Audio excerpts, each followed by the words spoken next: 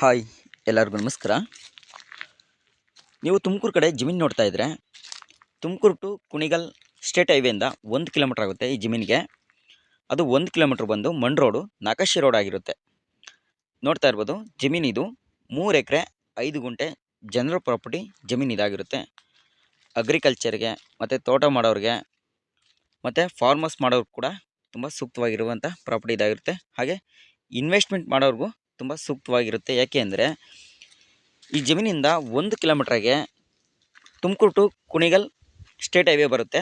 ಹಾಗೆ ಆ state highway ಪಕ್ಕದಲ್ಲೇ 1.5 ಕಿಲೋಮೀಟ್ರಲ್ಲಿ ದಾಸ್ ಹಾಸ್ಪಿಟಲ್ ಅಂತ ಬರುತ್ತೆ. ಮತ್ತು ಹೈವೇ ಕೂಡ ಲೇಔಟ್ಗಳು ಕೂಡ ಇದ್ದಾವೆ. ಇನ್ವೆಸ್ಟ್ಮೆಂಟ್ಗೆ ತುಂಬ ಸೂಕ್ತವಾಗಿರುವಂಥ ಪ್ರಾಪರ್ಟಿ ಇದಾಗಿರುತ್ತೆ.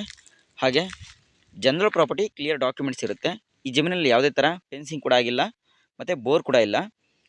ಕರೆಂಟ್ ಲೈನ್ ಕೂಡ ಪಕ್ಕದಲ್ಲೇ ಹೋಗಿದೆ, ಕರೆಂಟ್ ಕಂಬನೂ ಕೂಡ ಪಕ್ಕದಲ್ಲೇ ಹೋಗಿದೆ. ನಿಮಗೆ ಬೋರ್ ಹಾಕ್ಸಿದ್ರೆ ಕರೆಂಟ್ಗೆ ಏನು ತೊಂದರೆ ಇಲ್ಲ, ಏಕೆಂದರೆ ಈ ಜಮೀನು ಪಕ್ಕದಲ್ಲೇ ಕರೆಂಟ್ ಲೈನ್ ಕೂಡ ಇದೆ.